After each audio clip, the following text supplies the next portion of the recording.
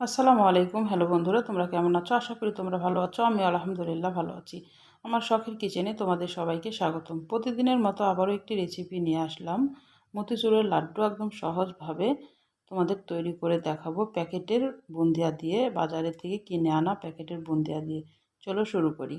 আমি একটা 20 টাকা দামের প্যাকেট নিয়েছি। এখানে 100 গ্রাম মতো বুন্দিয়া আছে। আমি বুন্দিয়াটা একটা পাত্রে ঢেলে নিচ্ছি। মতিচুরের লাড্ডু কিন্তু অনেকেরই পছন্দ, আমারও খুব পছন্দ। তো এভাবে বাজার থেকে যদি বুন্দিয়া তৈরি করে নিয়ে এসে যদি বাড়িতে মতিচুরের লাড্ডুটা তৈরি করে খাওয়া যায় তাহলে ভালোই হয়, ঝামেলাবিহীন। কারণ বাড়িতে আবার বুন্দিয়া তৈরি করো, আবার লাড্ডু তৈরি করো, একটু ঝামেলাই মনে হয়। একটু হাত দিয়ে আমি ভেঙে দিচ্ছি, কারণ মতিচুর মানে একটু চুর করতেই হবে, একটু চুরমার করে দিতে হবে তাকে ভেঙে। কিছু আস্ত থাকবে, কিছু ভেঙে দিব। দেখো আমি হাত দিয়ে এটা ভেঙে দিচ্ছি, এমনি মচমচা এটা।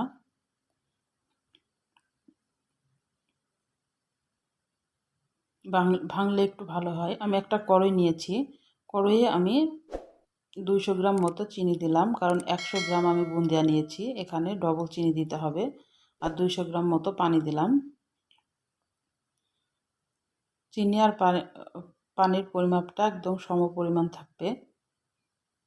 এবার চিনিটাকে ভালোভাবে হাই হিটে জাল করে নিব। একটা রস তৈরি করে নিব। চিনির মিষ্টি রসের মতো একটা গাঢ় শিরা তৈরি করে নিব।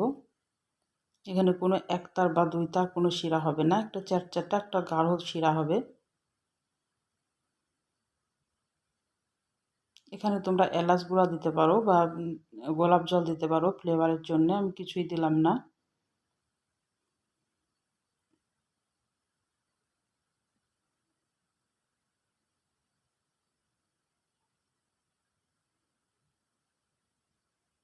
বুন্দিয়া করার ঝামেলার থেকে বাঁচার জন্যে ঝটপট বাজার থেকে এরকম প্যাকেট কিনে নিয়ে এসে যদি মতিচুরের লাড্ডু তৈরি করে খাওয়া যায় তাহলে বাজার থেকে আর চড়া দামে কিনে খাইতে হবে না।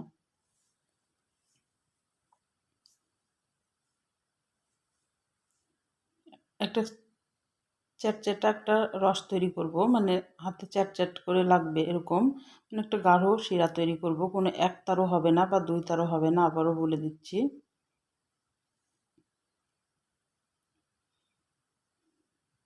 আমি শিরাটা হাই হিটে জাল করছি। আমার শিরাটা তৈরি করা হয়েছে, এবার আমি বুন্দিয়াগুলা দিয়ে দিলাম। আমি হাই হিটে 2 মিনিট মতো ফোটাবো,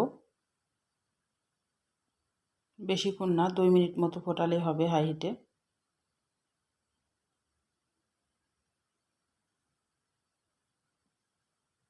এবার আমি লো করে দিব। লো করে দিয়ে একদম 10 মিনিট মতো আমি ঢাকনা দিয়ে ঢেকে রেখে দেব। জালটা একদম লোয়ে দেব। 5 মিনিট পর খুলে দেখব যে আসলে রসটা কেমন টেনেছে। তারপরে একটু নেড়ে দিলাম। এখনও রস আমার আছে, আমি আরও 5 মিনিট ঢেকে রাখবো। তোমরা 10 মিনিট মতো রাখলেই বুন্দিয়াটা একদম পারফেক্ট মতিচুরের লাড্ডু তৈরি করা যাবে। এবার আমি ঢাকনা তুলে দেখছি যে একটুকু রস নেই, তার মানে আমার মতিচুরের লাড্ডুটা এখন তৈরি করা যাবে।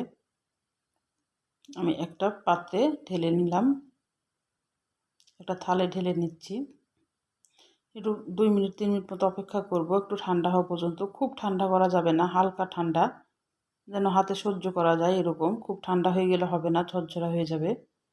লাড্ডুটা আমি তৈরি করছি, দেখো হাতের তালুতে নিয়ে চাপ দিয়ে চাপ দিয়ে লাড্ডুটাকে তৈরি করতে হবে, নাড়ু পাকানির মতো করেই, একদমই সহজ। তোমরা দেখে এটা করতে পারবা। তাহলে আমার রান্নাগুলো যদি তোমাদের ভালো লাগে প্লিজ আমার চ্যানেলটাকে সাবস্ক্রাইব করে দিও, একটা লাইক দিয়ে রান্নাটা দেখা শুরু করো, ছোট্ট একটা কমেন্ট করে জানাইও আমার রান্নাগুলো কেমন লাগে। বেশি বেশি করে শেয়ার করে দিও বন্ধুদের মাঝে। পাশে থাকা বেল আইকনটা প্রেস করে দিও, আমি যখন এরকম নতুন নতুন রেসিপি তোমাদের মাঝে হাজির করব যেন তোমাদের কাছে আগে নোটিফিকেশনটা চলে যায়। তোমাদের একটা লাইক একটা কমেন্ট আমাকে অনেক উৎসাহ করে। দেখো কত সুন্দর হয়েছে, ভিতরে কিন্তু রস টুপটুপ করছে, রসটা দেখেই বুঝতে পারছো।